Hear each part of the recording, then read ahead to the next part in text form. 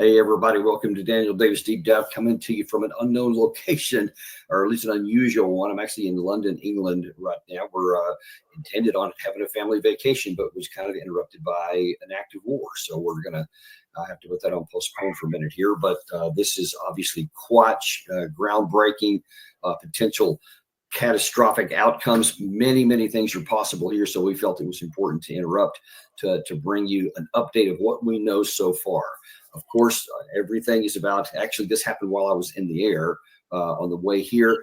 Gary had sent me some notes, and the second that the plane got close to the ground and we got signal again, my phone was inundated with all kinds of messages, especially from Gary, telling me that Trump had already addressed the United States, that we had launched airstrikes into Iran, and according to President Trump, which I'll show you just a second ago, caused quite a bit of damage.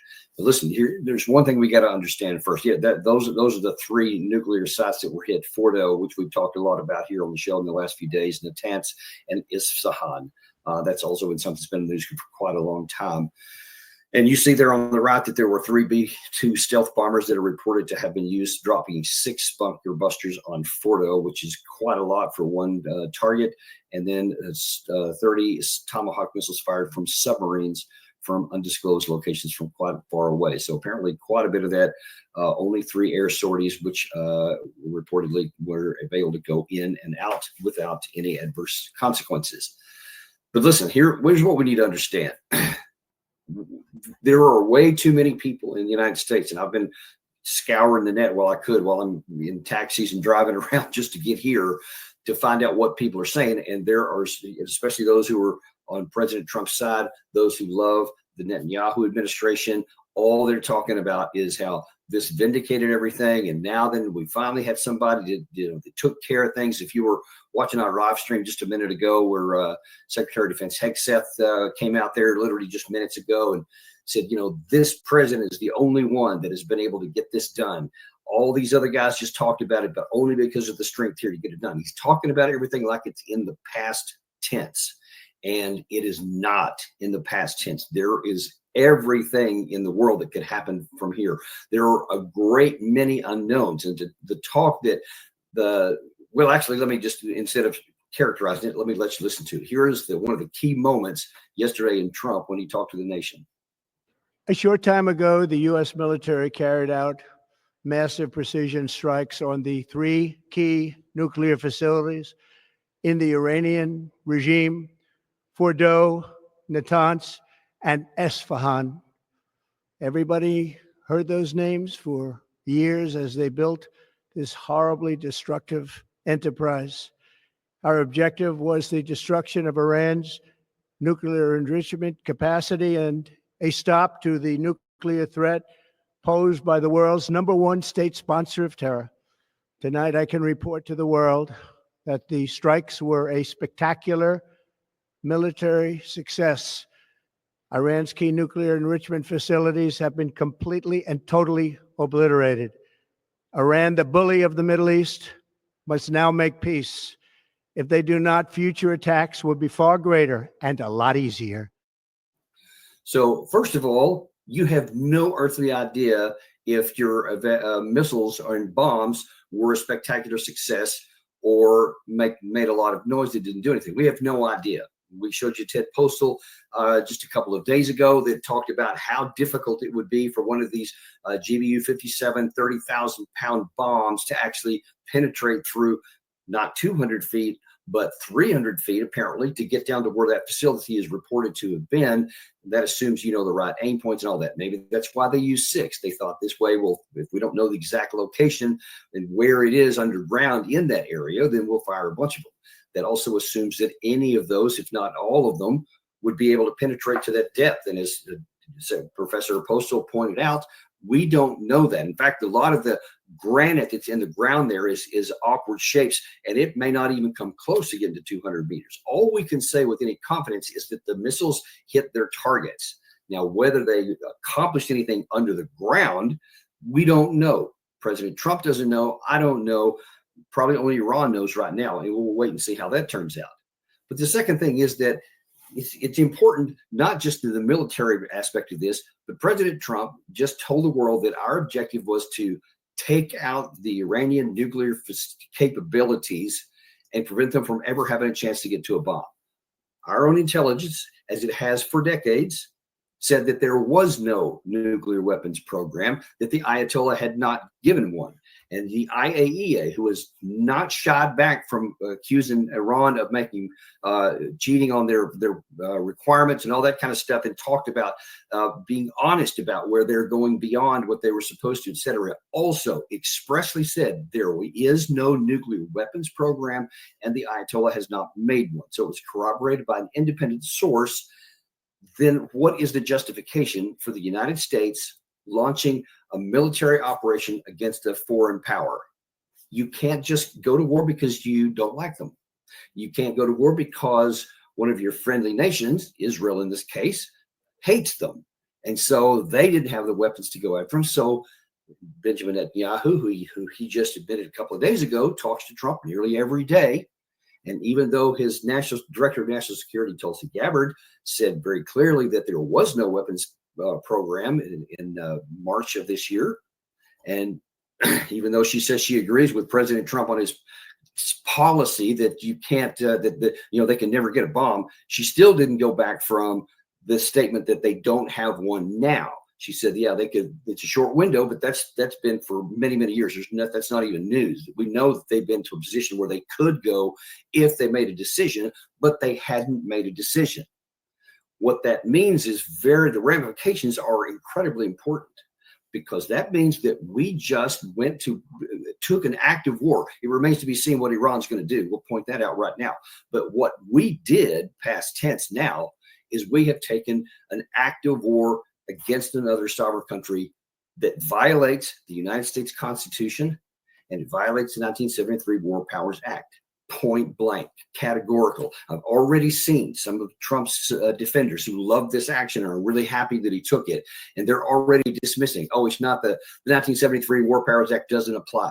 It does apply, because what they're trying to say is that because there is the allegations that in the past, I'm talking many years in the past, that Iran took actions that resulted in Americans getting killed, i.e. they helped the Iraqi insurgency in 2005, reportedly, then that means that triggers the war powers provisions that the commander-in-chief can then say, our people were attacked, so now we can go here.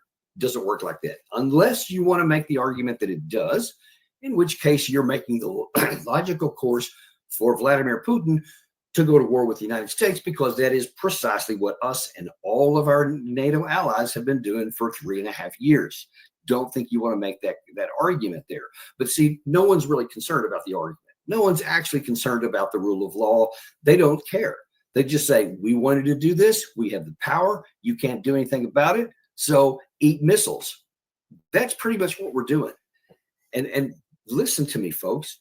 That is a dangerous, dangerous place to be, because now then there is no rule of law. I've actually seen a number of Democratic senators and a couple of members of the House that are raising concerns, and that, we weren't informed, or you didn't consult us to. There shouldn't be any question about concerns about being consulted. It was a flat out violation of the United States Constitution, which exclusively puts the war-making powers in the hands of the Congress. They didn't take it, and they are not without fault here either. All these guys who were making all these complaints here, AOC was saying, now I think we should impeach Trump. More on that in a minute, on my views on that. But I'm like, where were you before all this? When he signaled very clearly this is where he was going. I kept telling you, the sources that I had kept saying that the decision had already been made. Now we see that's exactly what happened. That was the case. And all this stuff that I said, when he announced that 2-week period, I said the most likely outcome is that was going to buy more time because all the pieces weren't in place. And that's exactly what happened. It wasn't to get more diplomacy. It was because all the pieces weren't in place. And then once they became that way, then he launched the attack here. Now it brings up some other trouble and concerns here too, because that means all this talk about diplomacy, all these peace talks that we were doing weren't real. I don't know if they were just buying more time. They were trying to disarm the Iranian side. I'm not sure, but it's very clearly because, by the way, we had a planned meeting the day after this bombing took place that we obviously knew about and chose to ignore. And so it looks pretty much like the accusations from the Iranian side are right, that we were being disingenuous and dishonest, and we were pretending to go for peace when all we were doing is planning for war the whole time. These are serious allegations here, folks. Not allegations. These are serious charges, because we have done it. It's black and white that we have done this. There was no congressional authorization. There was no United Nations Security Council authorization that would authorize this, at least in the 2003 war, where Bush went into this bogus intelligence issue that said there were weapons of mass destruction. At least he had some kind of UN Security Council actions, and he had an AUMF from the Congress. Trump had none of that stuff. Do you see what's happening here? You are now at a place, we're not approaching it, we've passed it now. With native teams, global payments and employment are no longer a challenge. Hire legally and compliantly across. To where the commander-in-chief can literally do whatever he wants. He now has an armed force and a militia that is at his beck and call. He can literally use them anywhere for anything, and nobody's going to stop him. He's been using them domestically, and there's a very significant chance that he violated the Posse Comitatus Act by using active duty Marines in a policing function. That is a clear violation of the Posse Comitatus Act in domestic. So he's using troops domestically. He's even within his congressional authorization for the National Guard. He imposed it on a governor that didn't even ask for it and didn't want it, etc. So again, you see from Washington, with the use of force domestically or internationally, it's like his own personal militia. And that is in fact what it is. Who's going to tell him no? You had Secretary Hegseth just a short time ago, right before we started here. I was watching the live press conference where he just praised Trump up one side and down the other. And he's the only one that has the courage to act. He's the only one that has violated the Constitution and put your safety at risk. This is putting everybody at risk here, because let's go back to what he claimed about that this was a spectacular operation. All you did was drop some bombs on a target. That's the only thing you've accomplished so far. We are still, we're literally hours away from this. And what Iran's past has shown is that they take some time before they strike back. They examine everything, they count the cost, they take a look at the whole situation, where are they strong, where are they weak, and then they'll make some kind of counterattack. And especially over the last year and a half now, they are getting more and more bold and audacious and coming back and striking harder than they had before. There's now 3 times in April 2024, October 2024, and now this current round with Israel. They can each time keep hitting harder and harder. And now Israel's paying a big price. Everybody's talking about these bombs that went off, but nobody's talking about, or at least not many in the West, are talking about there was some significant strikes by Iran into Israel overnight. And part of that war that's already going on. That's not even talking about the U.S. yet. And understand, if they can penetrate the Israeli and American air defenses there, they can defeat them in our place, wherever else, in other places we are. But now Trump is attempting to be a strong arm and try to forestall that when he went on to, let's actually go on to the next one here. The next one here, where he says he's trying to actually lay the foundation to say why this was actually all justified, because those darn Iranians, they're bloodthirsty. For 40 years, Iran has been saying death to America, death to Israel. They have been killing our people, blowing off their arms, blowing off their legs with roadside bombs. That was their specialty. We lost over 1,000 people, and hundreds of thousands throughout the Middle East and around the world have died as a direct result of their hate. In particular, so many were killed by their general, Qasem Soleimani. I decided a long time ago that I would not let this happen. It will not continue. See that language he's using right there? I decided I will not let this happen. Listen, for all you folks out there who love Trump and are cheerleading this on, stop for a minute and consider what he's saying and what the ramifications are, because he keeps getting more and more bold. And he's doing all kinds of illegal things. He's violated the emoluments clause in the Constitution. He's enriching himself in direct violation of any number of American laws that prevent someone in an official capacity in their position in government, especially senior ranking, of enriching themselves off of their position. And he's doing it left and right, but no one's stopping anything. He keeps doing all these things that violate the law and the Constitution at increasing levels. And now he's being more and more bold about it. And I promise you, it's not going to stop here. If you think that, okay, well, he did that because we've been wanting to do that for a long time, and now we're good. We're not good. We don't know where else he's going to go. And I haven't even gotten to the point about what the possible responses are from the Iranian side. We're going to get to that in just a second. But let's go to one more piece here, because this is also important here. One third piece from that statement last night by President Trump, where he's talking about, hey, folks, now it's peace or tragedy. With all of that being said, this cannot continue. There will be either peace or there will be tragedy for Iran far greater than we have witnessed over the last 8 days. Remember, there are many targets left. Tonight's was the most difficult of them all, by far, and perhaps the most lethal. But if peace does not come quickly, we will go after those other targets with precision, speed, and skill. Most of them can be taken out in a matter of minutes. There's no military in the world that could have done what we did tonight. Okay, part of that's true. There probably isn't another military in the world that can do that can project power halfway across the world and hit targets, hit pinpoint strikes like that. That's probably accurate. But then I told you, this is not over. He's still going and saying, if you think that's bad, that's nothing compared to what I'm going to do. So either you're going to, have negotiations, and let me translate that into English for you. You either capitulate and surrender, or we're going to keep going. And now then here's an area where Trump does not know what he's talking about, because we don't have the capacity to get into a sustained combat to where we're going to continue to bomb relentlessly, indefinitely. We don't have the ammunition for that. We don't have the offensive ammunition. We don't have the defensive ammunition. As I told you in our show yesterday, Iran, apparently by all accounts, has a production capacity underground that's safe from bombardment from the side, that still is able to produce missiles of various calibers at an indefinite rate. And so they can continue on doing it. So like the strikes that hit Israel today, they can keep doing it at that pace. And because Israel is low on interceptor missiles and they're not that effective, then the missiles are going to keep getting through. So if Iran doesn't do what Trump wants, which is to surrender, what's he going to do then? What's your what next plan, Mr. President?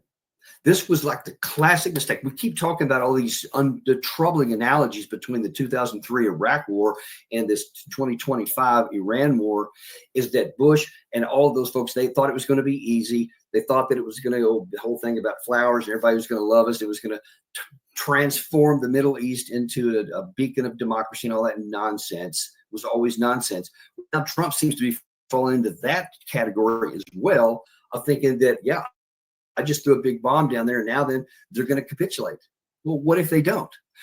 You think that missiles are going to cause them to capitulate? Historically, most of the time, nearly all the time, in fact, there's a handful of exceptions, but the vast majority of the time, it hardens that person. You can look at Britain during the Blitz. You can even look at the Germans in the latter stage of the war. They were getting relentlessly bombed by the Allies, both the Soviets and the Western Allies.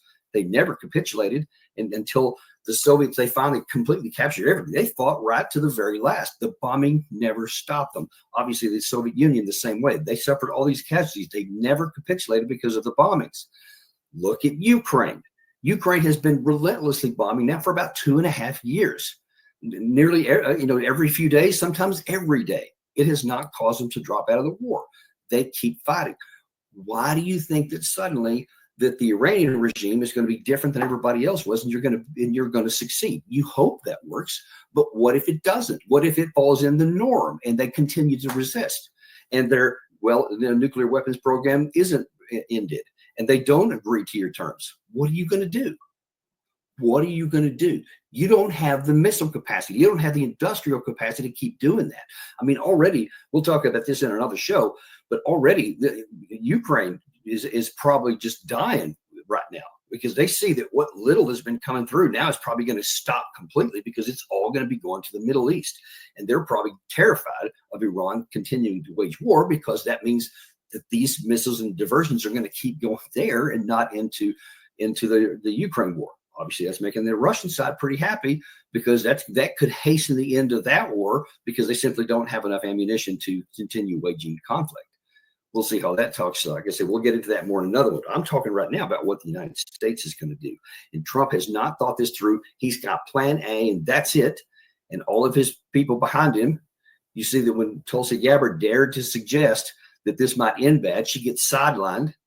And then, it seems to, from all the evidence here, it seems like she's trying to keep her job, but then doesn't keep talking about that there was real consequences here if this goes badly. Then she didn't even get invited to the meeting. She was nowhere to be seen in any of the situation rooms or the big speech that Trump gave. She's nowhere on the scene there. So they've sidelined that. And who do they have? They have people that are all behind. You saw Pete Hegseth just before we came on the air here, that he was just, fawning over president. So that's who he surrounded himself with. People that are going to tell him exactly what he wants to hear, which probably has very little to do with reality on the ground. So we're going to see how that's going to work out. That's half the equation. The other half is what is happening. Well, actually, before we even go to the other side, let's look at the one person that is absolutely thrilled beyond compare to all this, and that is Benjamin Netanyahu. President Trump, I thank you. The people of Israel thank you. The forces of civilization thank you. God bless America. God bless Israel. And may God bless our unshakable alliance, our unbreakable faith. I'm sorry, that just makes me mad. That just is, it's pathetic. Because here is this tiny little country, Israel, in the middle of the Middle East, who historically had been called all the time the one beacon of democracy and stability in the Middle East, now is the singlest most source of instability that there is, as they're waging wars with everybody in the region. Wars that, for the most part, they have started. Now, obviously, 10-7.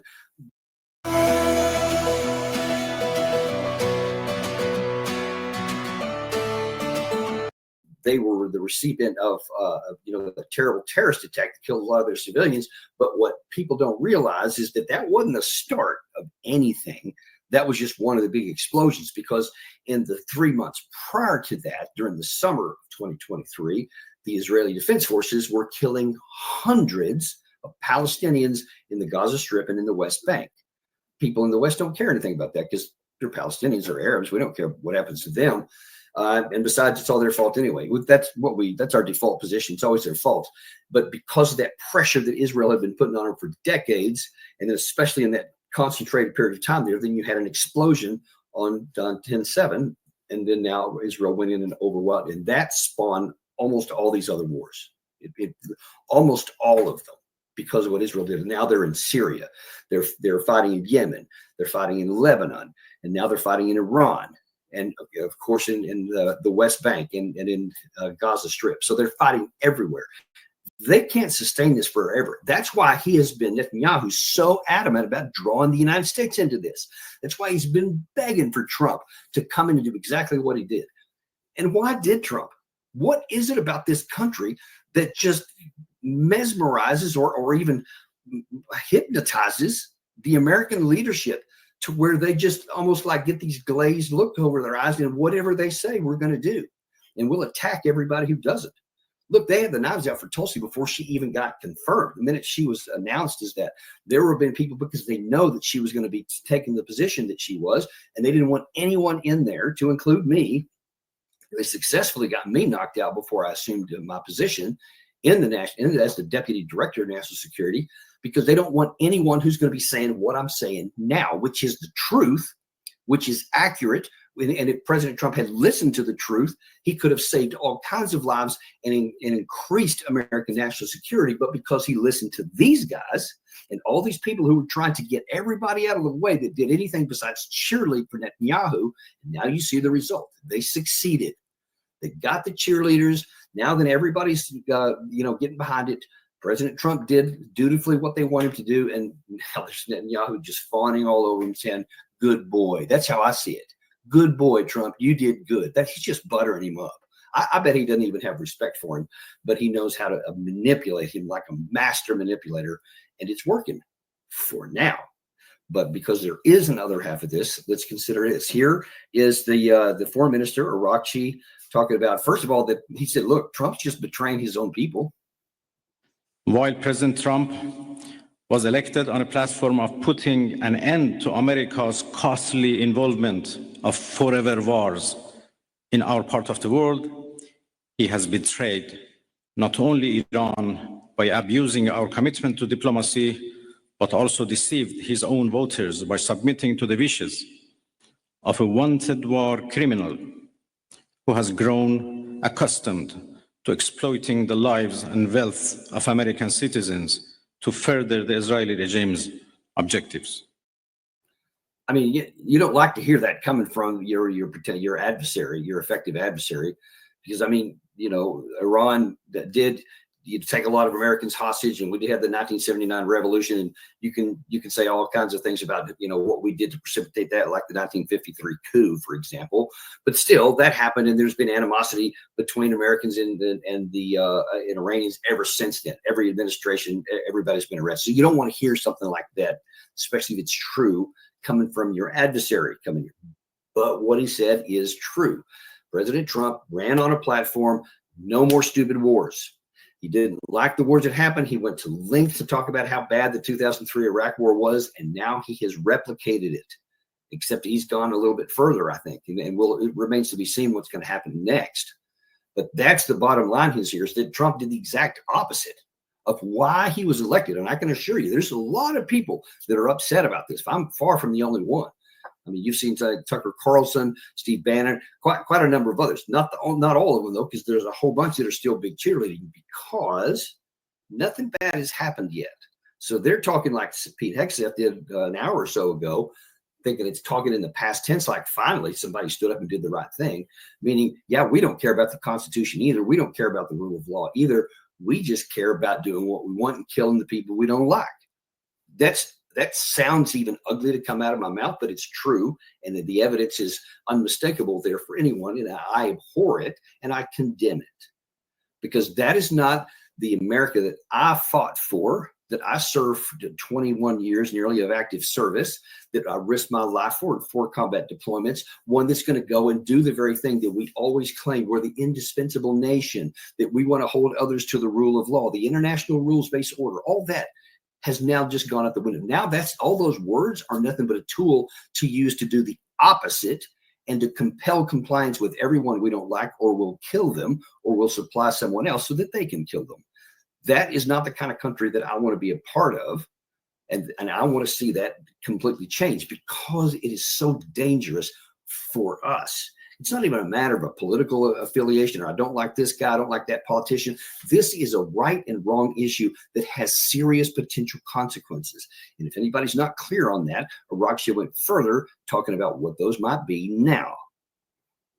The world must not forget that it was the United States which, in the midst of a process to forge a diplomatic outcome, betrayed diplomacy by supporting the genocidal Israeli regime's launch of an illegal war of aggression on the Iranian nation. Not content with such malign actions, the United States itself has now also opted for a dangerous military operation and aggression against the people of Iran. In doing so, the US administration holds sole and full responsibility for the consequences of its actions, including the Islamic Republic of Iran's right to self-defense under the principles of the United Charter. So consequences are coming. And he actually went a little bit further in an X post. Let's see, that is today. Yes, that is earlier today. He said the events of this morning are outrageous and will have everlasting consequences. Now, I know we'd love to think that, wow, that's just bluster, he's not going to do anything. But when you look at what Iran has been doing of late, when they say that, and then what they do following, because you're going back to April of 2024, when Israel destroyed one of their embassy compounds in Syria. They eventually took action on that, and they fired missiles into Israel. when Israel attacked them and assassinated somebody in their capital city during the presidential inauguration. They launched another round of missiles after that. And when Israel attacked them without provocation 9 or 10 days ago, then they stepped up another notch. And now then they're hitting painful strikes nearly every day, usually multiple waves of drones and missiles, and they're actually striking. So they are making good on their threat. It seems pretty unlikely that because of a couple of bomb sorties that now then today that Iran is just going to say, all right, well, that was too much. So yeah, I guess we'll surrender now. No, I think that they already foresaw this. I think they're already prepared for this.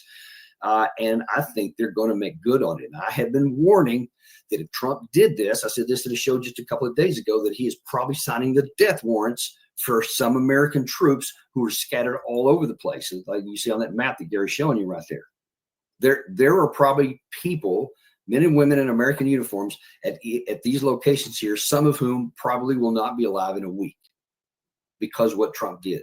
They would have been. No one would have attacked them at all if Trump hadn't have taken this action. So that's probably going to result in some troops being killed. That's some of the naval and air power that's in the region. There's a whole bunch of it there. So Trump is right that he can do a whole lot more. And if Iran does this, then you can expect that the firepower is going to go up. But circle back around to my comment a minute ago, we don't have the capacity to sustain this. And if Iran says, give us your best shot because we have this stuff buried underground, a lot of stuff, we can endure it. And listen, don't lose sight of this either. In fact, let me jump to it real quick because I think the day before all this, Arakshi went on an interview and said, by the way, you can hit some of these sites, but there ain't going to be nothing there. So suppose they destroy one facility or two, we can rebuild them because the knowledge is there. The technology is there. We have achieved that ourselves. And the technology cannot be reversed, cannot be destroyed by bombs. And that we saw this afternoon some images, some satellite imagery from Maxar Technologies that actually showed evidence that what he said there is probably right. That they had been in the days before this. There's lots of trucks. That's at the Fordo site right there, which is one of the 3 places that Trump mentioned that they hit. And it does look like that they were taking a lot of this stuff out, that they were removing stuff and moving it. The Iranians have said that they had already foreseen this, and so they had moved key things. And we don't know what things they mean, whether they're talking about centrifuges, whether they're talking about the reprocess facilities and the capabilities. We don't know for sure what it was, but it certainly appears that something was moved out of there in a big hurry right before all this stuff broke out. So what he said there is physically accurate. Is that all the nuclear capacity that they've had? They still have it. They assassinated a number of their people, but they didn't destroy the capacity, and you can't destroy all the knowledge that's been gained by these people. There are plenty of scientists in Iran. It's a very well-educated country. So now then, we have the prospect that while Trump's doing a victory lap here and patting himself on the back, that Iran could be now saying, okay, Supreme Leader could well have basically said, now we're going to do it, because now we see the only thing that we can use that can definitely defend us is to have a nuclear weapon. So we'll be like Pakistan, like India, like North Korea, China, Russia, the Great Britain, France, etc. We want to be like that. And so now then, because we have proven that we will not allow a situation for them to have peace without a nuclear weapon, they may conclude that the only thing they can do is to run to a nuclear weapon. And now then, I think probably in the next day or so, you're going to see them withdraw from the NPT, the Non-Proliferation Treaty, and then that's going to mean the inspectors are going to be gone, and now then we're going to be blind. And now then we won't know what's going to happen. And there's going to be people that then holler, then let's go to war with them. But circle back again, we don't have the capacity to sustain this combat. We're already critically low of air defense missiles. Israel is very low on air defense missiles. You just can't keep going like this. Israel can't keep getting buildings blown up every day and losing their people every day indefinitely. I mean, without any idea where to go. And this was Netanyahu's big mistake, is that he launched an offensive operation. He didn't know where it was going to go. He didn't have an achievable end state, and he didn't have the resources to accomplish something attainable. And so he did this with the hope that after the bomb started falling, that Trump would do exactly what he did. So Netanyahu was right on that. He's drawn the United States in, but where he was wrong is that we don't have the stuff, even with Trump coming in, unless you get the magic minute and the Iranians say, all right, forget it. We're just gonna surrender, and whatever you want us to do is fine. That's in the myth of so many people, but that's just almost very unlikely. I can't forestall it. I mean, crazier things have happened in the world, and maybe it will. But man, if it does, that's going to be in some ways even worse, because that's going to reinforce all these people that using force, and forget about diplomacy. There's no give and take any. There's just demand and kill. And if they succeed here, then they'll just ramp it up to another level. And one of these days, you're going to step on somebody like the bear in Russia or the dragon in China, and they do have the capacity to hit back, and probably worse than you would ever imagine. But the arrogance and the presumption that we're building up now, and we think that we're doing great, is going to one day get us into a big trouble. Maybe this is it.